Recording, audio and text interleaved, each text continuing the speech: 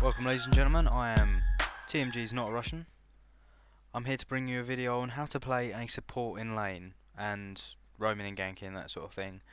It's sort of going to be a hybrid between actually how to play it and the sort of theory behind it, because playing a support, if you don't play it correctly, you can end up becoming such a hindrance to your team because you're very weak early on in game, generally actually all the way throughout the game, so you can end up feeding, not intentionally, just where someone like a power, maybe like Tiny or Tinker, can just knock you out in a couple of shots.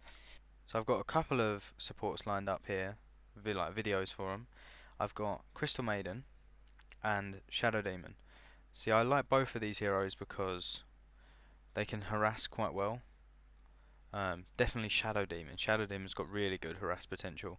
Some people say, oh, you should go mid with him, but I like to play him in lane because you can harass like squishy heroes out the lane with no problem whatsoever. We're using his Shadow Poison ability. And Crystal Maiden, well, who doesn't like Crystal Maiden as a support? You know, you've got a stun, you've got a slow, you've got a mana regen, and then top it all off, you've got an ultimate which can kill a whole team if you don't lock her down and kill her within, well, 4 seconds basically. So let's go into a couple of games here. When playing in the lane, you want to be harassing, supporting your carry, basically whoever's in your lane, you want to be supporting them, you want to be babysitting them. So Crystal Maiden's got a weird animation. It's got a long range but a very slow animation. She's very squishy, but the damage, she does alright damage against squishy heroes, which is okay. But it's this ability, Crystal Nova, which allows her to powerhouse out the damage. If you go Crystal Nova and Arcane Aura, you can keep harassing them really easily, just over and over and over again, just with that ability, and it just drains their health down so much. Because Dota has this weird stretching thing, like as you saw there, that stretched my range far further than I can actually hit. See, what I'm doing here is I'm staying near my guy in the lane. I'm trying to stop them harassing him.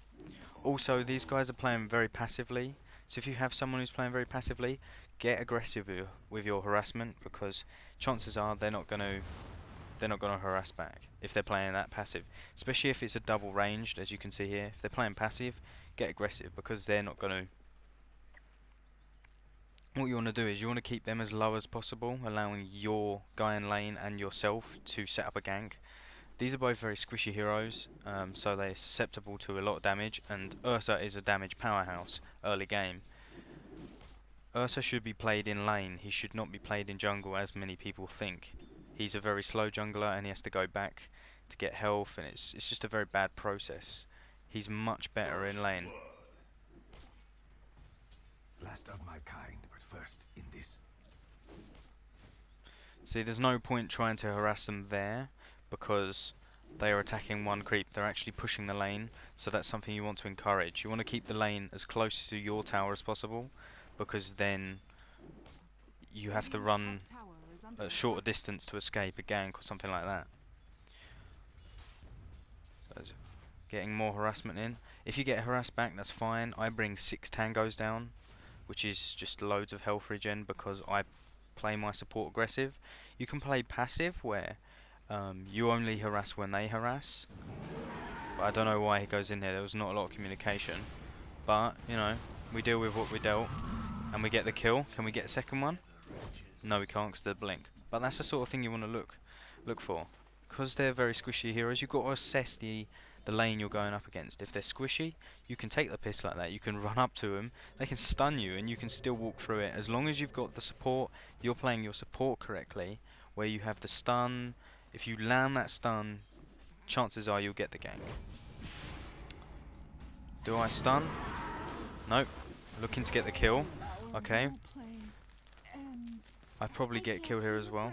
Nope, he's not orb walking, so I will escape. But that's probably Ursa's fault, because he didn't have enough health. Like, he didn't, you know, go back and regen, or he didn't bring something down. So that's the issue.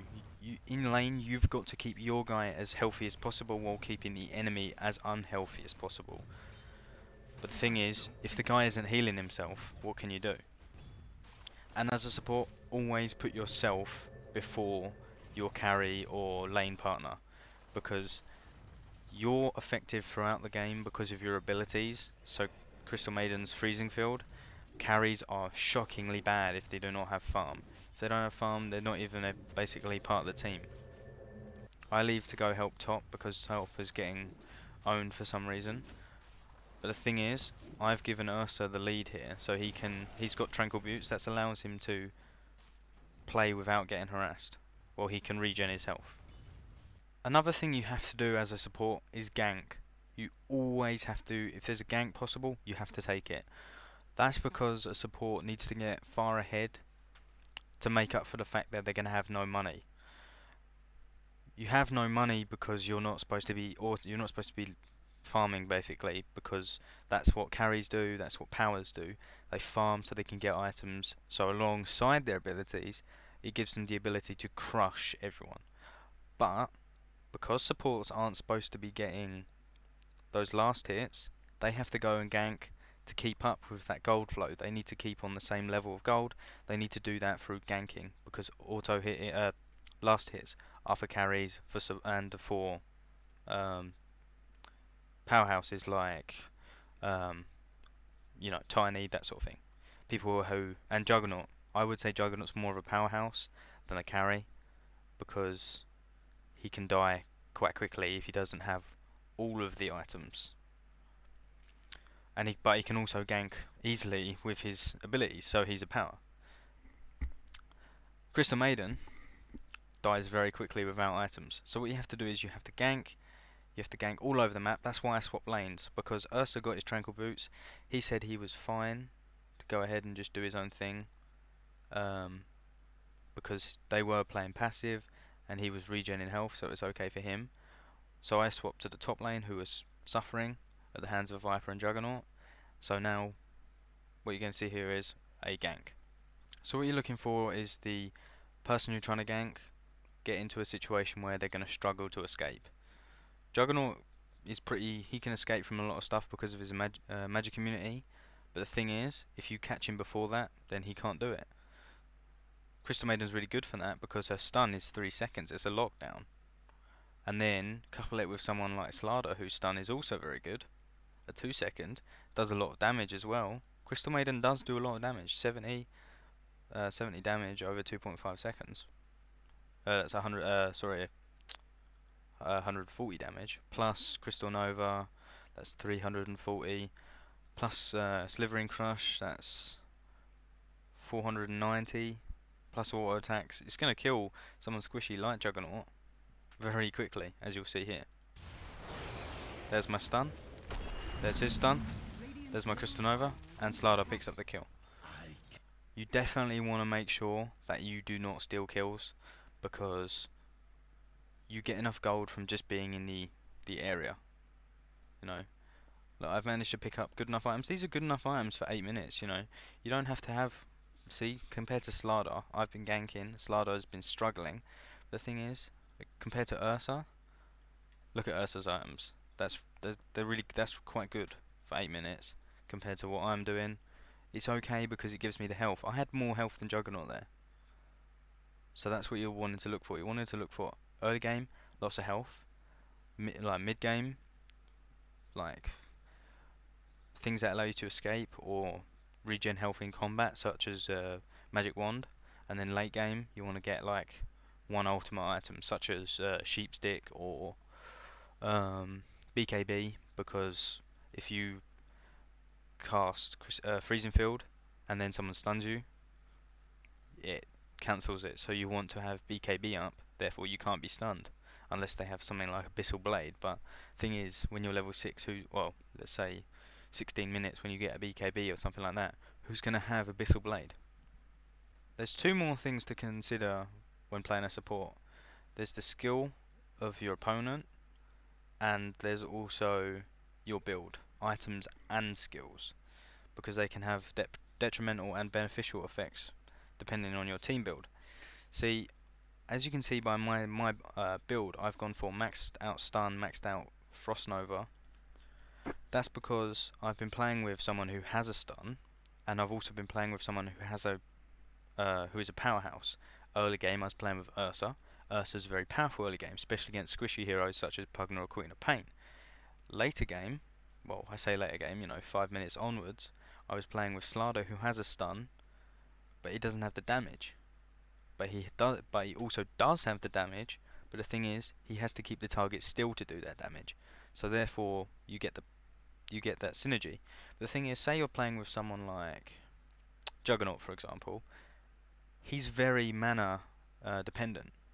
So if you're playing with someone like that, I would say pick up Frostbite and pick up Arcane Aura, because then you can stick them in one place while he does his Blade Fury thing, and then you've got that extra mana regen, which means he can keep doing it.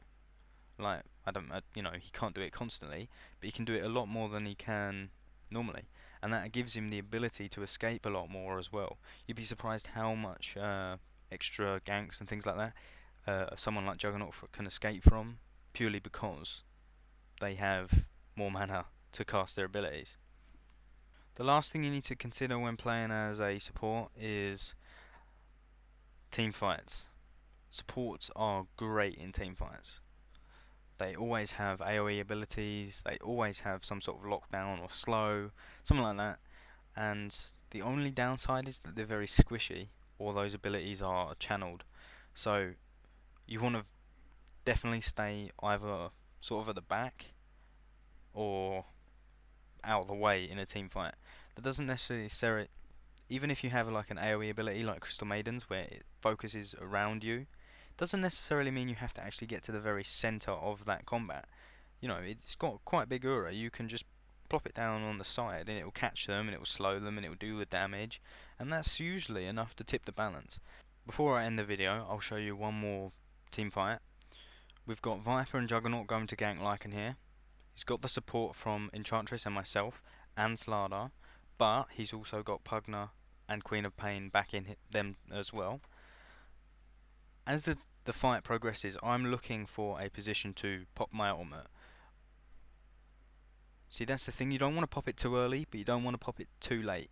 It's got to be just right. If you get it just right, it completely changes the game. As you can see, we're losing 11 kills to 18, and we've got no towers down. They've got one tower down, and they're ahead of us. I would accredit our victory in this match, we actually win this match, to this team fight.